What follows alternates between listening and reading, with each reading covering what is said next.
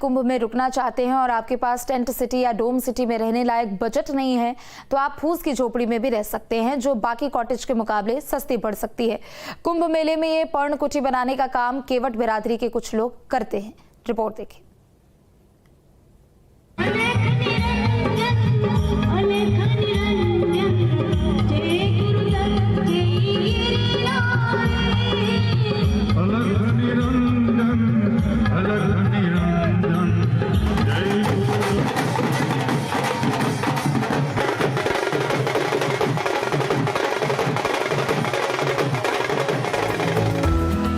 कुंभ नगर में कुछ ही दिनों में पूरा इलाका टेंट और कनात से घिरा दिखाई देने लगेगा, जहां कल्पवासी प्रवास करेंगे।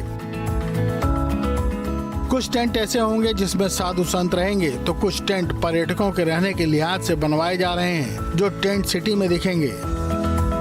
और डोम सिटी तो आप देख ही चुके होंगे, जहां पीक डेज में एक रात में रहने का किराया 1,20,000 रुपए तक होगा और आपको कम से कम 3 दिन की बुकिंग करानी होती है।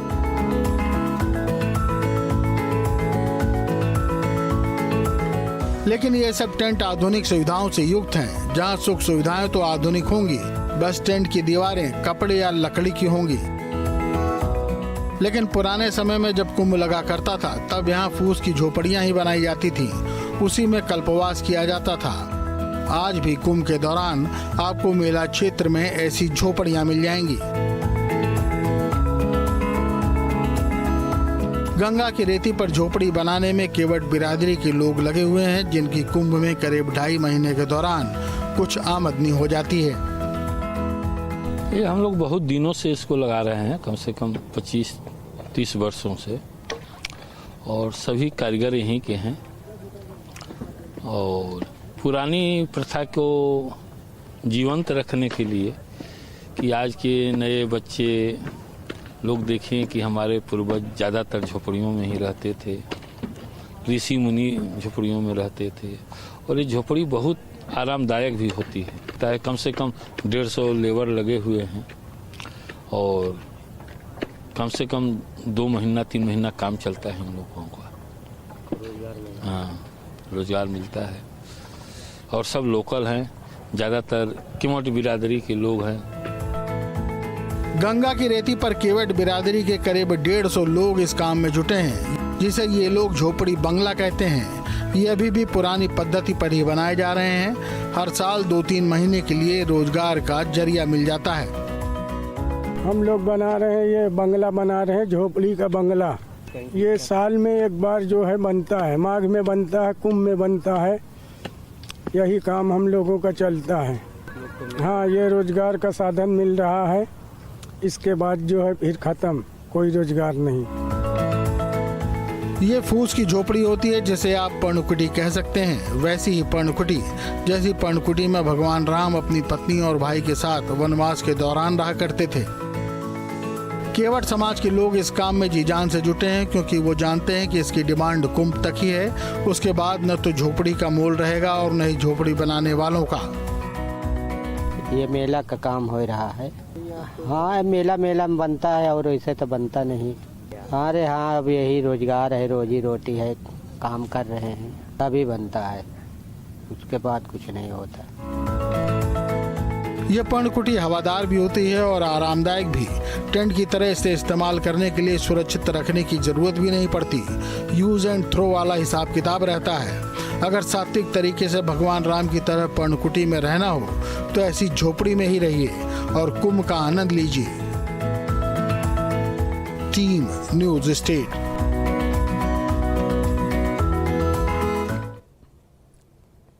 तो वहीं इस महाकुंभ के दौरान प्रयागराज एयरपोर्ट का भी इस्तेमाल अधिकतर यात्री और पर्यटक करेंगे, जो कि बाहर से कुंभ में प्रयागराज आएंगे। यात्रियों की संख्या को देखते हुए एयरपोर्ट पर कई सुविधाएं बढ़ाई गई हैं। आइए देखते हैं क्या सुविधाएं बढ़ रही है और कितना विस्तार हो रहा है प्रयागराज एयरपोर्ट का।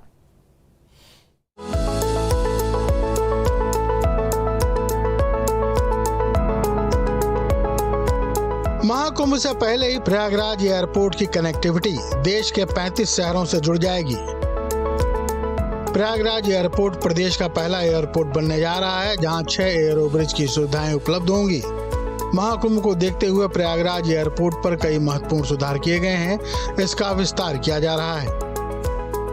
2019 का जो 19 का कुंभ था उसमें लगभग 24 करोड़ लोग आए थे और इस महाकुंभ में लगभग 40 से 45 करोड़ लोगों के आने की संभावना है, जो अभी रुझान दिख रहा है।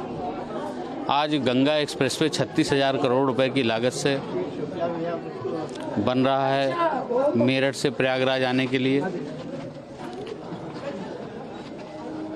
एयरपोर्ट 6 एयरोब्रिज के साथ, पहले 3 एयरोब्रिज थे, अभी और 3 एयरोब्रिज के साथ 6 एयरोब्रिज के साथ प्रयागराज का एयरपोर्ट अपना दिव्य और भव्य रूप ले रहा है। उसका एक्सटेंशन हो रहा है। बहुत सारे देश विदेश से जो विदेश के लोग हैं वो कह रहे हैं कस्टम क्लियरेंस हमें यहीं करा दी ताकि हम लंदन या दुबई से फ्लाइट लेके सीधा यहीं आ जाए। नंदगोपाल नंदी के मुताबिक अगले महीने यानी जनवरी 2025 से एयर इंडिया और इंडिगो सहित कई विमान कंपनियों की उड़ान सेवाएं शुरू होंगी और प्रयागराज की कनेक्टिविटी और बेहतर हो जाएगी। देखिए यूपी एयरोब्रिज वाला ये एयरपोर्ट है। नहीं, एयरोब्रिज सभी जगह हैं, बट यहाँ प्रयागराज में एयरपोर्ट का खुलना, मात्र 11 महीने में एयरपोर्ट को चालू होना और अब 6 एयरोब्रिज के साथ ही सीधा लोगों को बस पे आना पड़ता था, पैदल आना पड़ता था। एयरोब्रिज पे फ्लाइट लगेगी और एयरोब्रिज के साथ सीधा आ जाएंगे और लगभग 23 से 25 शहरों से जुड़ रहा है सीधा प्रयागराज और उसकी कैपेसिटी भी डबल से ज़्यादा हो रही है। इतना ही नहीं, यात्रियों की बढ़ती संख्या को देखते हुए चेक इन काउंटर्स की संख्या 11 से बढ़ाकर 42 की जा रही है। यात्रियों की क्षमता बढ़ाने के बाद माना जा रहा है कि ये एयरपोर्ट प्रतिदिन 2000 यात्रियों को संभालने में सक्षम होगा।